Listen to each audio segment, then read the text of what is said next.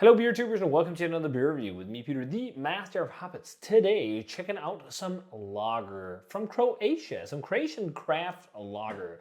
I don't think I've ever had any Croatian beer, but as with the rest of the world, the craft beer revolution has spread to, so many countries. So of course there's also craft brewing happening in Croatia. I think I only know one brewery really, which is the Garden Brewery, which we can get in Denmark, I believe. So I was recently contacted by Dean, who told me if I was interested, he would love to send me some samples of what he thinks is some fantastic, high quality lager beer from Croatia, from a brewery he has a big fan of. So the brewery he sent beer from is called Pivovara Medvedgrad, and it is pretty much the oldest independent, or one of the oldest independent breweries in Croatia, stemming back to 1994. So back then, I can't even, were there really many independent breweries in Denmark even? Not a lot. So there was a few, of course, like Tisted and whatnot was around. But it was, I'm guessing this is going to be like an old guard brewery. But what he's told me is that like pretty much since 1996 until 2013, their portfolio was the same. They never changed, didn't do anything modern, whatnot. But with the push of, and also in the beginning, the beers apparently weren't that great. It's not until a few years down, like apparently in the 90s, their beer was like ho hum until they started figuring things out and getting things worked out. But because of craft beer and all the small breweries popping up, and also in Croatia, they started playing around with things and becoming more modern and whatnot. And he says like it's an OG brewery that's doing it real well, and one of the breweries that he thinks does the best lager beers. And he knows that I am a huge advocate for lager. I love lager beers, and I think it gets too much shit for being what it is, and because of big beer as well. So he sent me a care package with some more classic lagers, some hoppy modernized ones, and some dark ones. And yeah, he sent me so much info. I mean, I got this text here, or this email with like block on info on all single beers. I'm not going to read everything aloud, but that's awesome, man. Thanks a ton, Dean. I mean, it's awesome when you get info on beers. I love it as a brewer myself to geek out. So this is more about tasting notes and whatnot. That's also awesome. But like in general, just like when you get a can and it says nothing, just a name, ABV, and a style.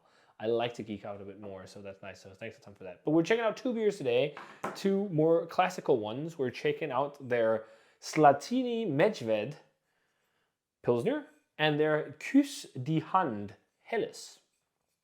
So a Pilsner and Helles lager. Most of the beers are really fresh as well, because he has a friend who works at the brewery, so he could get bottles fresh. So that's also awesome as well. Besides, I think it's like this one. Because this one, Küss die Hand, is a new seasonal they've done. I think he said, was it last year? They've done it twice or so now. And it's like an occasional release.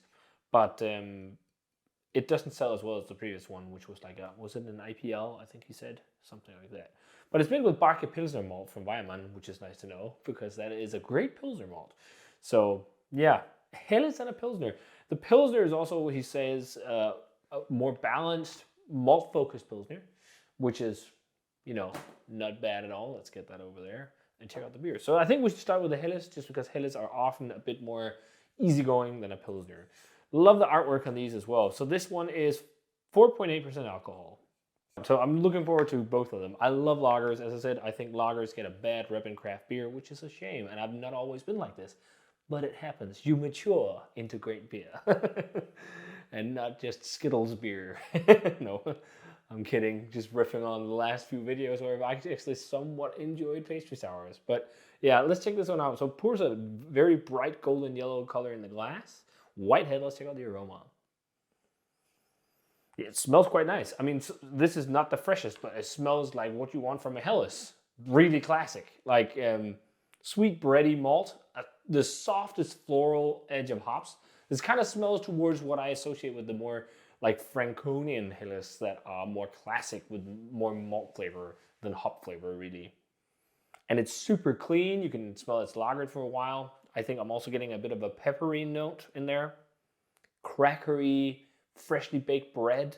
Both freshly baked bread and crackery nuances. It smells really refreshing. It smells like really what I want to drink right now. Like these kind of beers, it's just like when I crack them, it's like, yeah, I'm gonna smash the entire bottle of this. Whereas like a double IPA these days, like, yeah, I'll save that for sharing with a friend. But yeah, let's give it a taste. Cheers, and thanks a ton, Dean.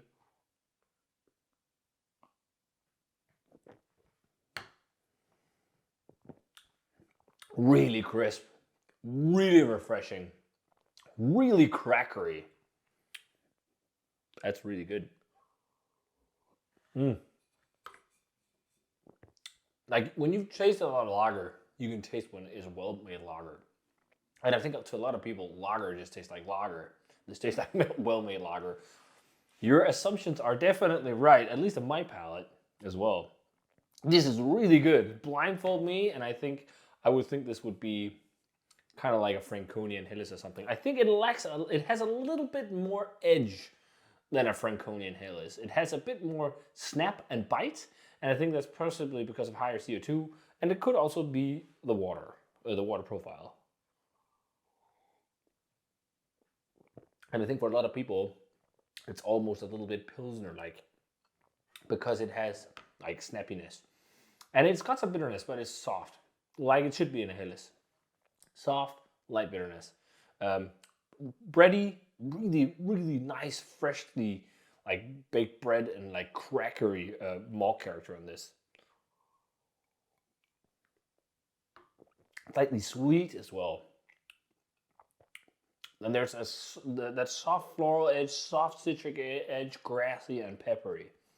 It's actually a fairly layered hop flavor for it being light, which is nice. This is really good. I just want to slam everything. Let's jump on to the Zlatni Medvjed. I don't speak Croatian, sorry. I'm trying here. So this is a Pilsner. He says it's a more balanced Pilsner. This is stronger, 4.4%. So it's actually lower ABV.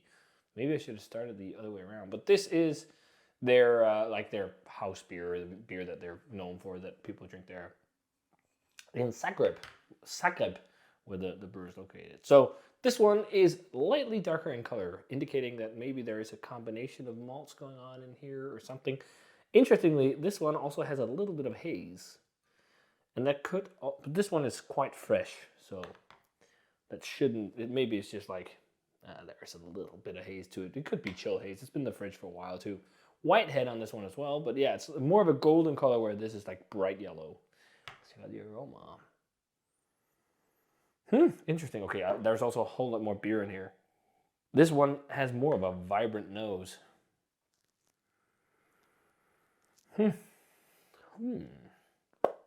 Oxidation, maybe? I mean, it almost smells like nothing compared to the Helles. I also filled the glass way too. There is a little bit of a grassiness, maybe some breadiness, mostly grassiness. He says, again, it's more malt forward. Dean. I don't know. Let's try and give it a taste and see if it's just my nose and I feel too much beer in the glass. Because when when you have a glass filled like this, you can't really get aromas. But it was because I wanted a nice head for the thumbnail.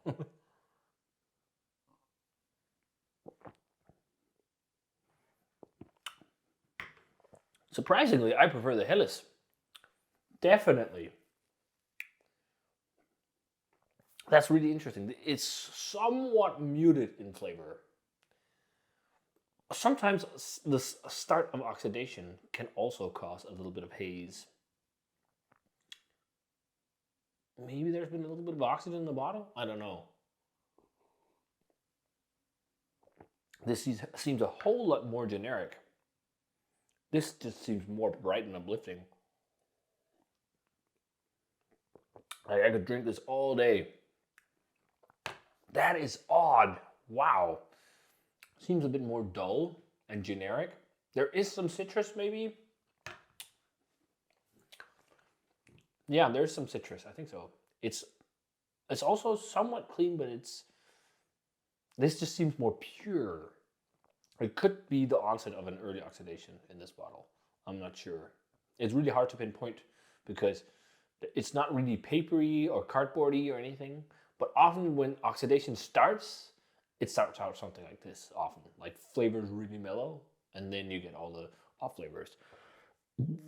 But I can see that it's got a more outspoken malt profile as well. Like it seems a little bit more chewy, but I think it's also because of the carbonation.